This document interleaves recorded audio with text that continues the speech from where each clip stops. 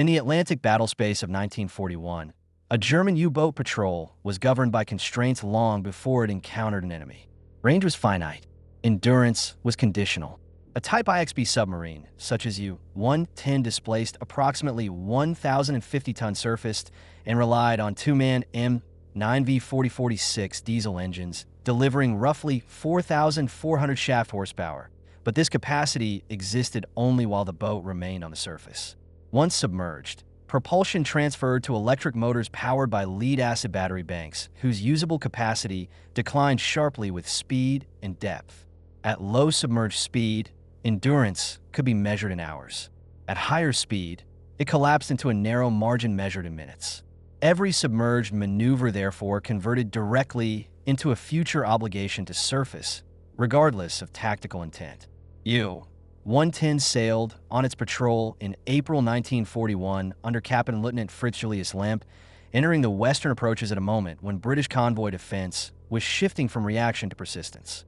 On May 9, 1941, the boat engaged convoy OB-318, a slow-moving formation whose tactical significance lay not in its speed but in its escort density. The convoy's escorts did not need to detect U-110 with precision.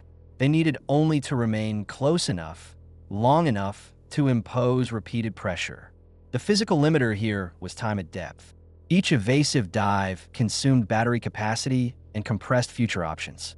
Once battery state degraded beyond a threshold, the submarine's ability to control the timing of its surfacing diminished rapidly.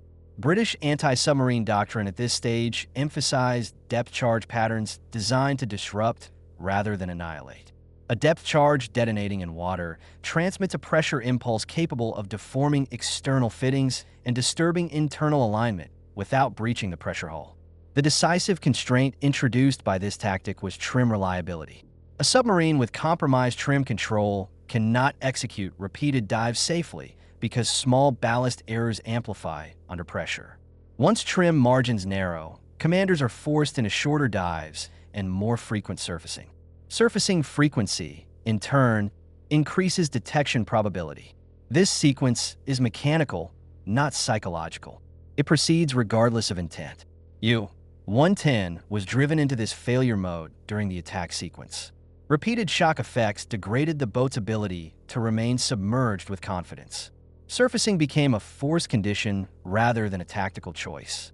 Forced surfacing represents a structural transition point. A submerged submarine operates within a concealment regime defined by depth and silence. A surface submarine enters a regime defined by inertia, silhouette, and closure rate. If dive capability cannot be restored immediately, the submarine's future state space collapses. It may run if propulsion remains intact and separation exists, or it may drift if propulsion and command coherence degrade. No third state exists. When U-110 surfaced, abandonment procedures were initiated under the assumption of imminent sinking. That assumption reflected doctrine rather than measurement. Scuttling procedures relied on sequential actions: opening valves, setting charges, destroying sensitive material. Sequence execution under shock and flooding is fragile. Stress shortens perceived time horizons. Crews prioritize escape over completion of administrative destruction tasks when progressive flooding is assumed. The limiting factor here is perceived time to loss, not actual buoyancy state. U-110 remained afloat longer than expected because flooding was localized rather than progressive. This created a narrow temporal window. A drifting submarine maintains stability only while internal water distribution remains bounded. Roll amplitude, freeboard, and wave period define whether external access is possible. Boarding can occur only when relative motion between hulls remains within a tight envelope measured in seconds. HMS Bulldog exploited that envelope. The decision to board was governed by physics rather than initiative. Had the sea state worsened or the hull settled lower, entry would have been impossible. Inside the submarine, environmental constraints dominated immediately. Ventilation was compromised. Electrical power was intermittent. Carbon dioxide concentration began rising as soon as airflow ceased. Elevated CO2 degrades cognitive function before physical incapacitation occurs. This imposed a hard time limit on purposeful action. The boarding party's task was therefore constrained by gas exchange rates rather than search thoroughness. Only items of immediate systemic value could be removed. Naval Enigma at sea was not a single device, but a coupled system. The cipher machine itself, rotor wiring, ring settings, plug board configuration, daily key sheets, short signal codebooks, and weather encoding tables formed an integrated cryptographic architecture. Encryption strength depended not only on mathematics, but on custody. A cipher system remains opaque only while its physical components remain inaccessible.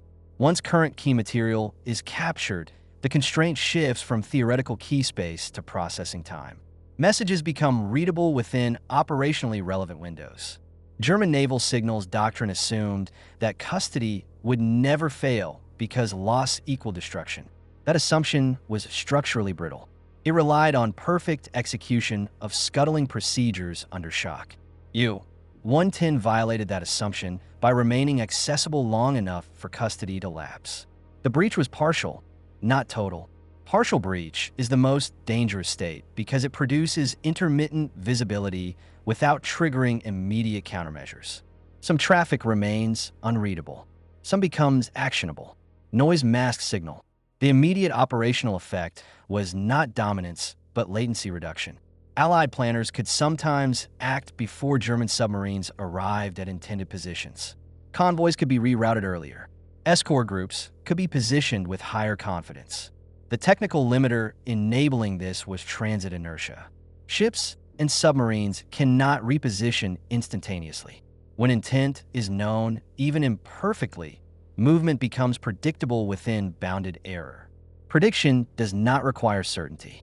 It requires enough accuracy to bias allocation repeatedly in the same direction. For the U-boat arm, this manifested as compressed timelines. Detection led to counteraction faster. Evasion produced shorter respite. Recharging cycles increasingly coincided with threat presence.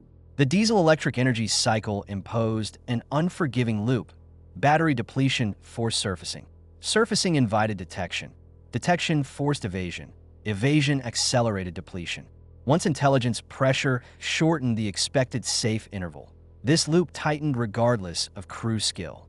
U-110's capture, therefore, did not change the Atlantic overnight. It altered the tolerance of the system. A submarine that survived damage long enough to be boarded introduced an informational defect that propagated forward through planning cycles. That defect did not announce itself with spectacle. It embedded itself quietly in routing tables, escort assignments, and patrol predictions. Over time, it narrowed freedom of maneuver across an ocean that still appeared vast, but was increasingly shaped in advance by expectation. That narrowing of tolerance first expressed itself at the operational layer, where patrol geometry stopped behaving as expected. U-boat patrol areas were still assigned according to BU doctrine, often delineated in grid squares calculated to balance coverage and endurance. But the effective value of those squares began to diverge from plan. Boats entered assigned zones only to encounter escort activity inconsistent with merchant traffic density. This inconsistency could not be explained by random chance alone. Yet randomness remained a plausible cover because the Atlantic generated noise naturally. The technical limiter behind this divergence was allocation efficiency. When escorts are vectored with partial foreknowledge, they are not everywhere. They're somewhere specific more often than probability predicts. Communication discipline became a central pressure point. German submarines relied on structured reporting formats to minimize transmission duration. Contact reports, weather signals, and fuel status updates were compressed into standardized groups to reduce time on the surface or at periscope depth. Compression reduced exposure, but increased regularity. Regularity reduces entropy.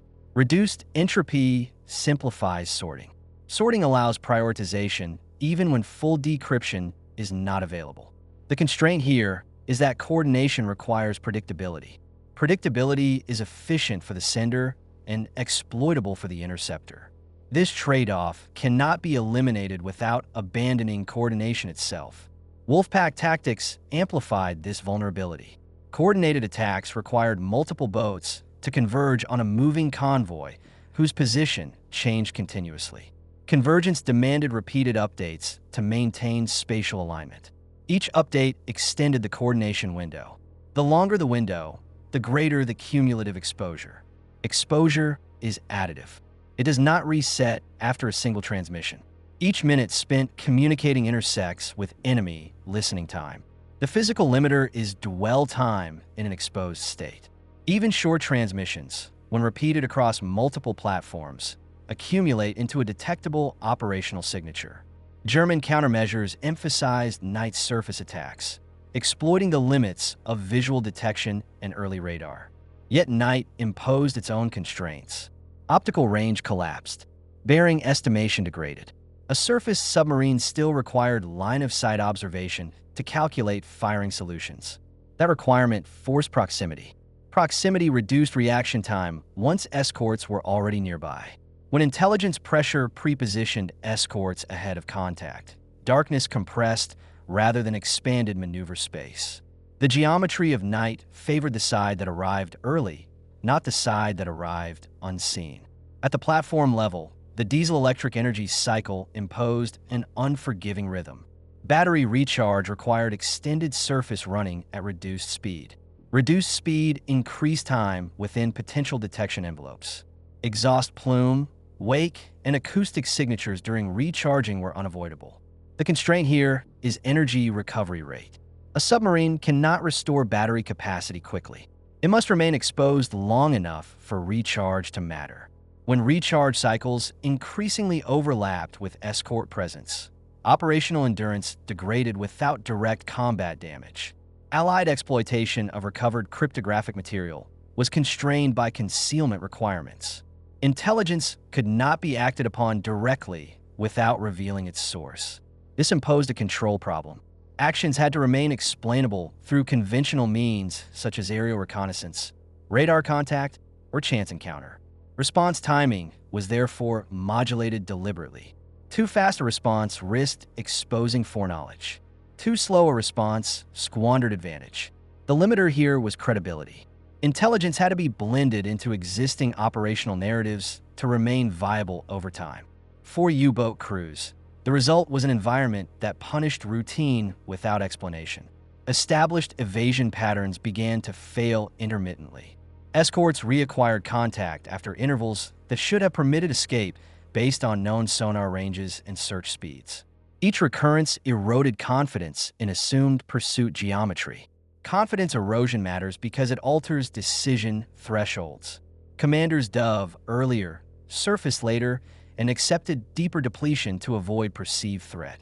These decisions increased fatigue and mechanical stress, accelerating degradation over the course of a patrol. The capture of U-110 mattered because it introduced this asymmetry early, before either side recognized its full implications. It did not remove German capability. It reduced reliability. In a campaign dependent on surprise and timing, reliability determines yield. A submarine that succeeds occasionally but unpredictably forces command to choose between risk and inactivity. Over time, that tension reshapes doctrine toward caution, reducing offensive output even when assets remain available. By late 1941, the Atlantic War increasingly favored the side that could integrate information across time rather than react at the moment of contact. Intelligence reduced uncertainty ahead of movement. Reduced uncertainty shortened reaction chains. Shorter chains increased escort effectiveness without proportional increases in force. The ocean remained vast, but usable freedom contracted into corridors defined by expectation. Submarines still sailed. Crews still fought, but they did so within a battle space that was increasingly preconditioned before they arrived. That preconditioning reshaped not only where encounters occurred, but when decisions became irreversible. In earlier phases of the Atlantic War, a U-boat could abort an approach late and still regain initiative by slipping away submerged. By mid to late 1941, abort decisions increasingly occurred after options had already closed. The limiter was temporal depth. Once a submarine committed battery capacity to an approach and expended it evading initial contact, the remaining time before mandatory surfacing shrank below the threshold needed to reset the engagement. The future was being consumed faster than it could be replenished. German command attempted to compensate by stretching patrol lengths and redistributing operating areas farther west, toward regions with thinner escort coverage. This adaptation carried a cost measured in logistics rather than tactics. Extended transits consumed diesel reserves before patrol work even began. Fresh water rationing tightened. Lubrication cycles lengthened. Battery efficiency declined after repeated deep discharge events, a known characteristic of lead-acid systems operating under load. The constraint here was maintenance latency. Mechanical degradation accumulated silently until it manifested under stress, when recovery was no longer possible at sea. Human endurance followed the same curve. Crews lived in environments where internal temperatures rose, humidity condensed on bulkheads, and oxygen fraction declined between ventilations. Sleep was fragmented by alarms and depth charge attacks. Fatigue altered perception and risk tolerance. A fatigued crew accepts deeper dives and longer submergence to avoid immediate danger, even when those choices accelerate long-term depletion. This interaction between human limits and mechanical limits created a reinforcing loop. Each compensated for the other until both failed together. On the Allied side, intelligence integration matured into routine. Signals information did not replace radar, sonar, or aerial patrols. It guided them. Patrol aircraft were sent where probability was higher. Escort groups were reinforced where pressure was expected. This guidance did not require precision. It required bias. Even a modest bias applied repeatedly produces structural advantage over time. The limiter here was resource density. Escorts and aircraft were finite. Intelligence ensured they were used where marginal returns were greatest. German analysts struggled to diagnose the shift because the symptoms overlapped with visible enemy improvements. More escorts were present. Radar coverage expanded. Air patrols increased. Each of these explanations was partially true. None fully accounted for the consistency with which U-boats encountered resistance in places that should have been quiet. Without awareness of an informational breach, countermeasures targeted the wrong variables. Tactics were refined. Training intensified. Equipment was upgraded incrementally. The underlying coupling between communication, prediction, and interception remained intact. The capture of U-110 was central because it demonstrated that the weakest point in the system was not the hull, the torpedo, or the crew. It was the assumption that secrecy failed only through cryptanalysis, not through custody. Naval Enigma was treated as secure because its mathematical structure resisted brute force. Its operational vulnerability lay elsewhere. It depended on procedures executed flawlessly under shock. Once that assumption failed, even briefly, the system became permeable. Permeability did not mean transparency. It meant leakage. Leakage is more dangerous because it distorts feedback. Some operations succeed. Others fail unexpectedly. The pattern is uneven. Uneven patterns invite misinterpretation. Misinterpretation delays correction. Delay allows leakage to persist long enough to alter equilibrium. By the time comprehensive procedural changes become unavoidable, the opposing system has already adapted around the advantage. As 1941 closed, the Atlantic campaign reflected this altered equilibrium. Submarines still posed a serious threat. Sinkings continued, yet the distribution of success no longer matched earlier phases. Yield per patrol fluctuated downward. Losses rose unevenly. The ocean had not changed. The structure imposed upon it had. Routes were no longer equally dangerous. Time windows no longer opened symmetrically for both sides. The environment itself had become conditioned by prior knowledge. U-110, recorded as lost, exerted influence precisely because it was assumed gone. Its brief persistence did not disrupt German confidence immediately. It preserved Allied advantage quietly. In industrial war, such quiet persistence often outweighs dramatic destruction. A system can absorb losses. It cannot easily absorb a hidden reduction in its freedom of action. Once freedom narrows beyond a certain point, outcomes begin to follow structure rather than choice. That structural narrowing reshaped how risk accumulated over time. Earlier in the campaign, risk was concentrated at moments of contact. A submarine either penetrated an escort screen or did not. By late 1941, risk migrated backward into preparation and transit. A patrol could become compromised before the boat ever sighted a convoy. The technical limiter driving this shift was information lead time. When the opponent gains even partial insight into intended movement, the decisive moment no longer occurs at engagement. It occurs earlier when paths intersect invisibly. German attempts to regain initiative increasingly relied on reducing transmission frequency and tightening reporting discipline. Fewer messages meant fewer opportunities for interception, but reduced reporting imposed its own constraints. VDU depended on regular updates to coordinate patrol lines and redeploy assets efficiently. When reporting frequency dropped, command situational awareness degraded. Boats operated with less external guidance and greater isolation. Isolation preserved secrecy, but sacrificed coordination. The constraint here is command bandwidth. A dispersed force without reliable reporting cannot mass effects, and mass is required to overwhelm escorted convoys. This trade-off became especially acute during shadowing operations. Shadowing a convoy required a submarine to remain within visual or sensor range while transmitting updates to bring other boats into position. Shadowing consumes battery power and forces repeated surfacing or periscope exposures.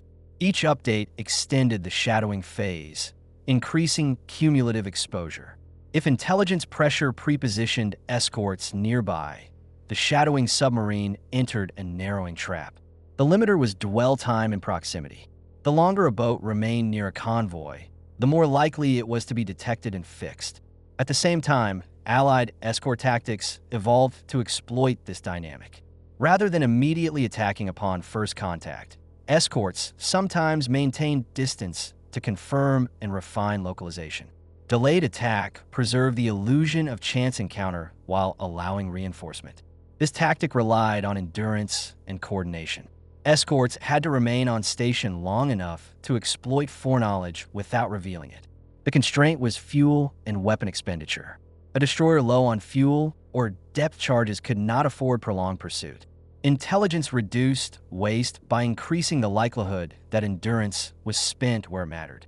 From a U-boat perspective, repeated delayed attacks altered the psychology of evasion. Escapes that once felt successful now proved temporary.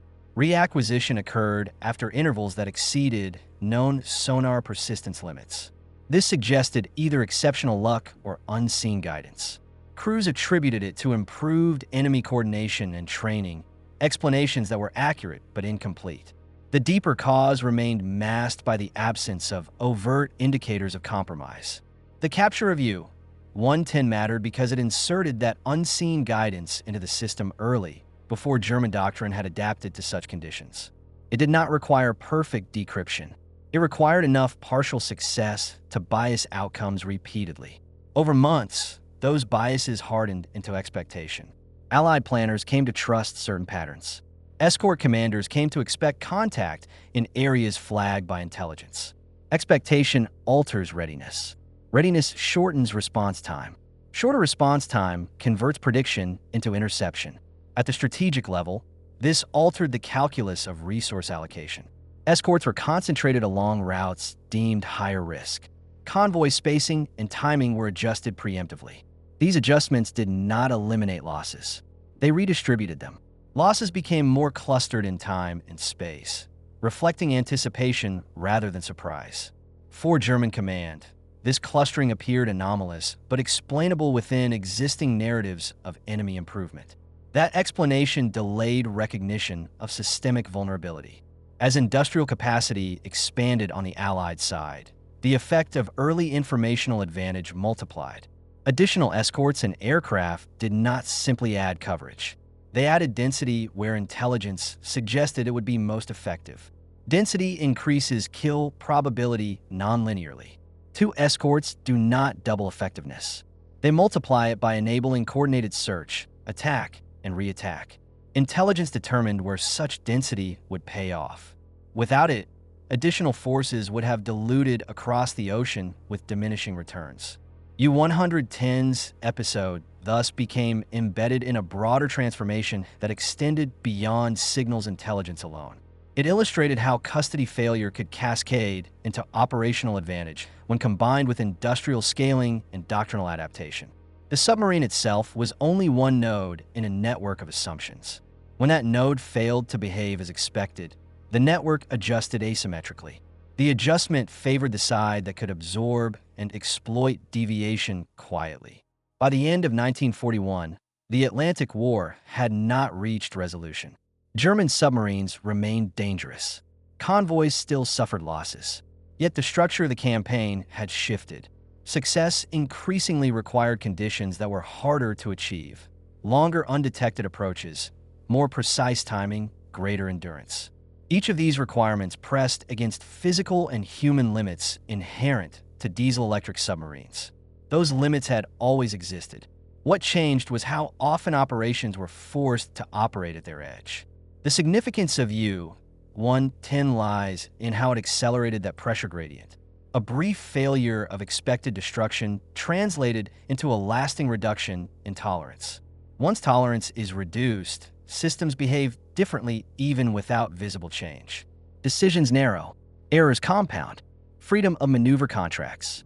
In such an environment, outcomes begin to follow structure rather than choice, long before either side consciously recognizes that the structure itself has shifted. That contraction of maneuver space forced German submarines into increasingly marginal operating regimes. Approaches began closer to escort screens. Attack solutions were attempted with reduced setup time. Torpedo firing envelopes narrowed. A G7E electric torpedo required stable target bearing and range estimation over a defined interval to achieve acceptable hit probability. When escorts disrupted approach geometry earlier, firing solutions degraded before weapons left the tubes. Misses increased not because torpedoes failed, but because the conditions required for their effective use were harder to sustain. The limiter here was solution stability. Without time to settle relative motion, even reliable weapons lose effectiveness. German command responded by encouraging aggressive exploitation of fleeting opportunities. This directive translated into more frequent snap attacks conducted under suboptimal conditions. Snap attacks consume torpedoes faster and yield fewer hits. Torpedo stocks aboard a Type IXB were finite, and reload times were long, requiring crew coordination in confined spaces while the boat remained vulnerable. The constraint here was ordnance economy. A submarine that expends torpedoes inefficiently reduces its patrol value rapidly, regardless of survivability. Inefficiency compounds when combined with increased evasion demands that shorten patrol endurance. At the same time, Allied escort coordination improved through procedural refinement rather than technological leap alone. Contact reports were standardized. Task group responses were rehearsed. Escorts learned to hand off targets between units, maintaining pressure even when individual ships had to break off due to fuel or weapon limits. This continuity depended on communication networks ashore and afloat. Intelligence fed into these networks selectively, reinforcing confidence in pursuit decisions. The limiter was coordination latency. Faster handoffs preserved contact chains that would previously have broken. From the submarine's perspective, this meant that escape no longer ended the engagement. It delayed it. A successful evasion consumed battery charge and air quality while preserving enemy awareness of approximate position. When contact resumed, the submarine faced a worse internal state than before. Each cycle degraded options. This is the hallmark of cumulative attrition under informational pressure. Attrition is not measured only in losses. It is measured in the progressive reduction of viable choices. The capture of U-110 contributed to this environment by lowering the threshold at which pursuit chains could be reestablished. Partial insight into patrol intentions reduced search time. Reduced search time increased the likelihood that escorts remained close enough to re-engage. Re-engagement shortened recovery windows. The chain closed more often. The technical limiter underlying this closure was search volume. Intelligence reduced the three-dimensional search space into narrower corridors, where sonar and visual detection became statistically decisive. German attempts to alter operating depth profiles provided limited relief. Deeper dives reduced immediate detection risk, but increased hull stress and battery drain. Repeated deep dives accelerated wear-on pressure hull fittings and increased maintenance requirements. The constraint here was structural fatigue. A submarine could survive deep dives, but repeated excursions near design limits shortened the margin for error when shock loads were applied. This interacted dangerously with persistent escort attacks designed to exploit weakened states rather than deliver immediate destruction. On the Allied side, the gradual normalization of intelligence-guided operations reduced uncertainty at command levels. Decisions that once required debate became procedural. Convoy rerouting followed established triggers. Escort reinforcement followed thresholds informed by experience. Experience itself was shaped by earlier success.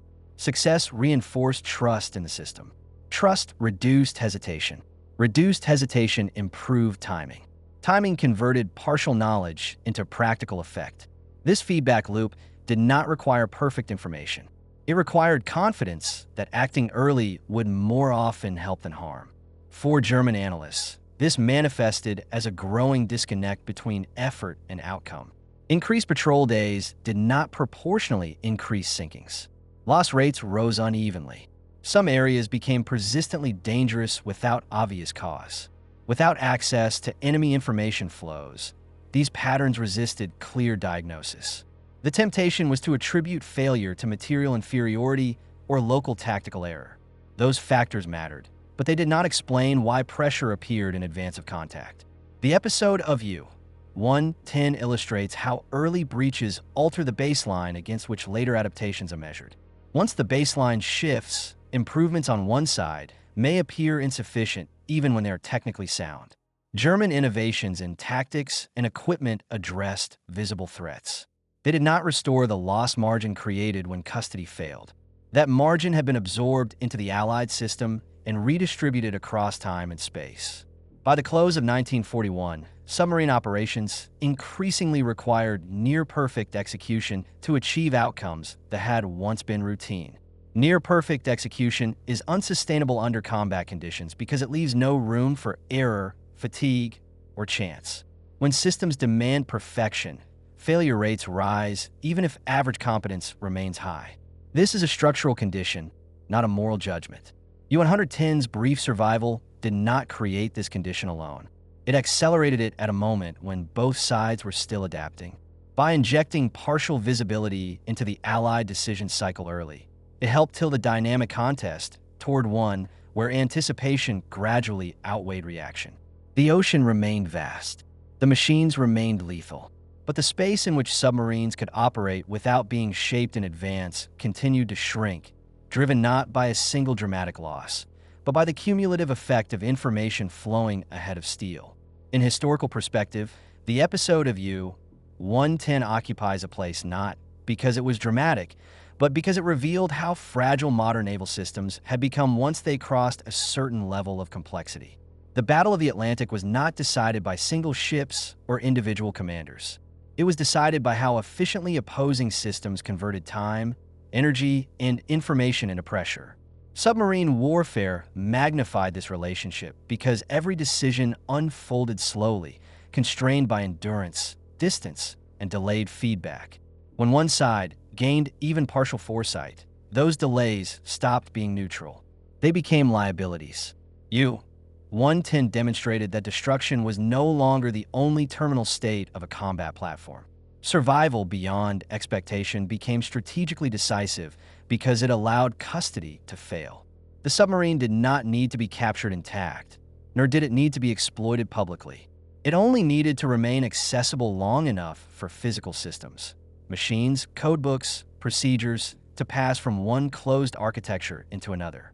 That transfer did not change the war overnight. It changed the rate at which decisions could be made with confidence. From that point forward, the Atlantic campaign increasingly favored the side that wasted less effort. Intelligence reduced search volume. Reduced search volume increased escort efficiency. Increased efficiency narrowed the margin for submarines to recover from error. This was not a sudden inversion of power. It was a gradual redistribution of risk. Risk migrated away from the moment of attack and into preparation, transit, and communication. A patrol could be compromised before it ever saw its target. Once that condition existed, tactical brilliance could no longer fully compensate for structural disadvantage. The long-term effect was a steady erosion of tolerance. Diesel-electric submarines had always operated close to their physical limits. Limited battery capacity, slow submerged speed, constrained air quality, and fragile trim control under shock. These limits were survivable when uncertainty favored the attacker. When uncertainty began to favor the defender, the same limits became decisive. Operations demanded longer undetected approaches, tighter timing, and higher endurance under pressure. Each demand pressed against boundaries that could not be expanded at sea. In this sense, U-110 belongs to a class of events that define industrial warfare in the mid-20th century. They are not remembered for the violence they produced, but for the assumptions they invalidated. German naval doctrine assumed that loss meant erasure. That assumption held until it did not. Once it failed, even briefly, the consequences propagated forward through planning cycles, convoy routing, escort allocation, and patrol geometry.